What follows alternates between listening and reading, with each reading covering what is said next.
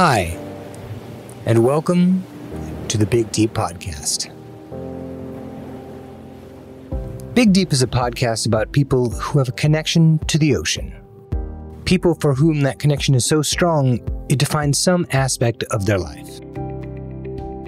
Over the course of the series, we'll talk to all sorts of people. And in each episode, we'll explore the deeper meaning of that connection. In this episode, I speak with a woman who has spent her career diving in nuclear power plants. Hello, this is Paul Kelway. And I'm Jason Elias. Welcome to the Big Deep Podcast. Most people who choose diving as a career might tell you that the job puts some pretty hard demands on them. But our next story comes from someone for whom those demands are at the extreme end of the spectrum. In fact, so extreme that in a normal day of work, she runs the risk of nuclear contamination. My name is Kyra Richter, and I was a commercial nuclear diver. What does that actually mean? What do you do? So what a nuclear diver does could be looked at as being a glorified pool cleaner, and you're basically just cleaning a lot of systems and structures in a power plant. But there's also technical jobs. A lot of modifications can only take place with water in the system. You can't drain them. Installing new equipment, a lot of inspections, welding. There's a little bit of everything there.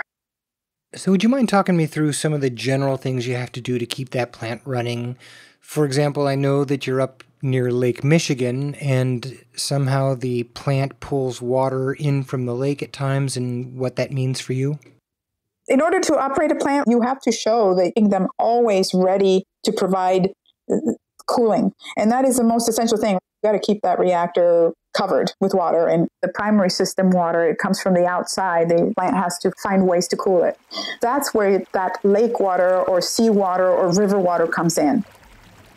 So you end up with pretty long tunnels that draw water all the way from Lake Michigan into the tunnels that go underneath the condensers. So that does end up being like a penetration dive. It's very similar to cave diving in that sense. You're in places that have no light whatsoever. And because we're drawing water from open sources, you're going to end up drawing in whatever lives in that water. Mussels have become a bit of a pest, and you have to clean those surfaces, because how do you inspect the integrity of a structure if you can't look at the structure, right? So you dive through these tubes in darkness, and how narrow are these tubes? They're actually pretty wide because they have to let in a big, big volume. You need a lot of water. So your tunnel has to be very wide. Just some plants have tunnels that are pretty narrow, and there's been some where, yes, only the smaller people can fit into. But in general, they're very big. They're just long and deep and dark. What attracted you to this job, to doing this kind of diving? What attracted me about commercial diving was that I have a curiosity for things. I mean, show me a component or a machine, and I just always loved looking at the exploded view of it. What makes it? What puts it together? So it all started when I was cave diving. Then I became cave certified. So I was inside a cave, and we were pretty far in. And this is one of those things that just get narrower as you go down it. Are you crazy? But I started going in there, and the opposite of fear, reservation that you would have about doing something, at that moment, it was like, oh, this is what I want to do. I want to actually be working. I want to be challenged. I want to be doing something, solving something, fixing something. It's interesting because you talk about cave diving that freaks a lot of other people out. And for you, it actually kind of engaged you. And I wonder if that prepared you for being able to dive in a nuclear power plant, because anyone listening to this will probably never, ever have that kind of unique life experience. Could you talk me through one of the dives that you took into a plant? I had to do a dive at a power plant.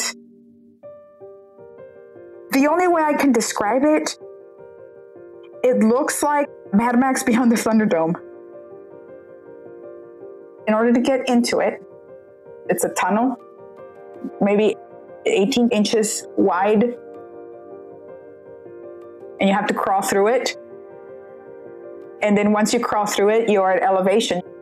You're about 30 feet above the water level. So they have to build a scaffold structure. You go down these ladders, and they build a little area there where you can put your dive equipment. And then you go and dive inside. It's all made of metal, and it's got bolts and hangers and everything underwater poking out.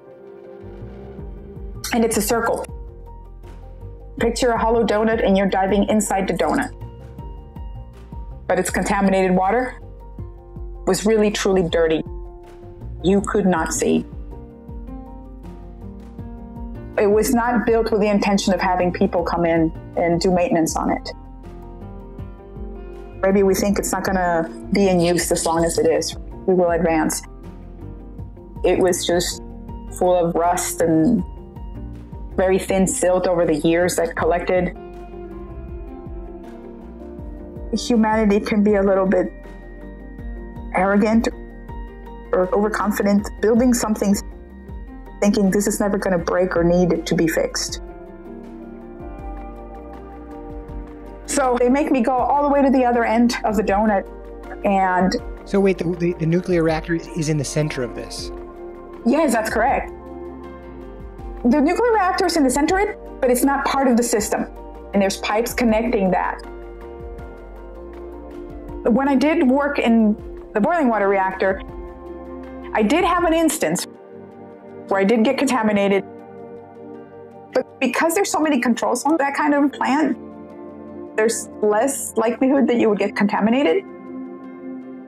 And the reason I got contaminated was because of my insistence on having long hair. I actually got a strand of hair that got caught between the helmet and the helmet seal and the outside. So then I go diving and my little strand of hair was floating in the dirty water for about 3 hours. The radiation protection technician was holding a pair of scissors going, we're either going to cut your hair or you can wash it with ivory soap. And I said, I will wash it with ivory soap. And I had to wash it 5 times, but it came out. But that's very, very rare. That's amazing, because I'm sure I would have panicked and been just cut my hair off, whereas you were much calmer about it and said, yeah, I think I'll just take a shower. But there is a story I'd like to go back to. It's a story you told me when I first contacted you before we did the interview, and you told me of a time that you'd actually dived in the tank that usually contained the nuclear rods, and you said it had had an impact on you. Could you tell us that story now?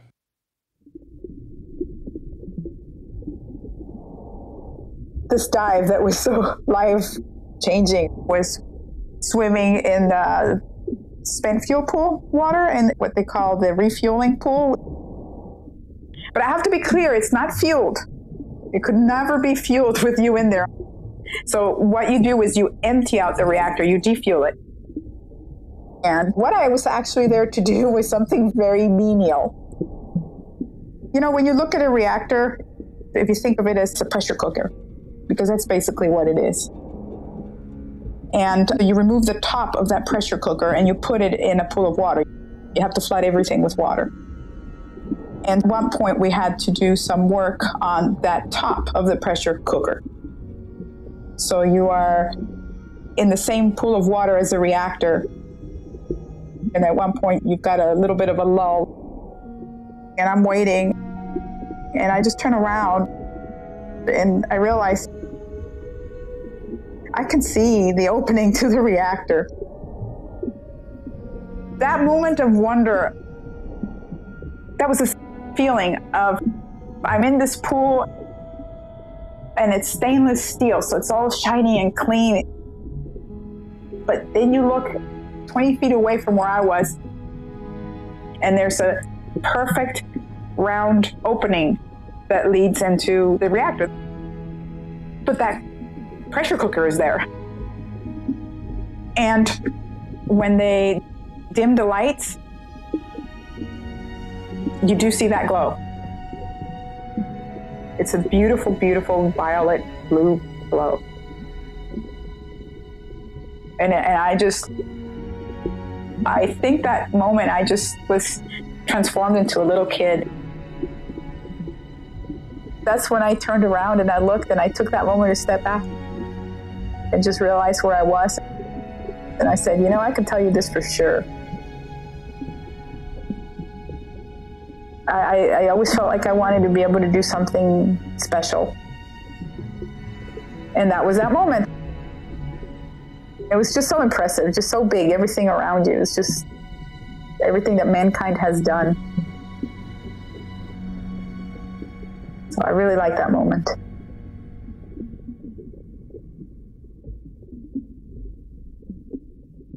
Finally, we often end our interviews by asking our guests a single open-ended question. What does the ocean mean to you? Life.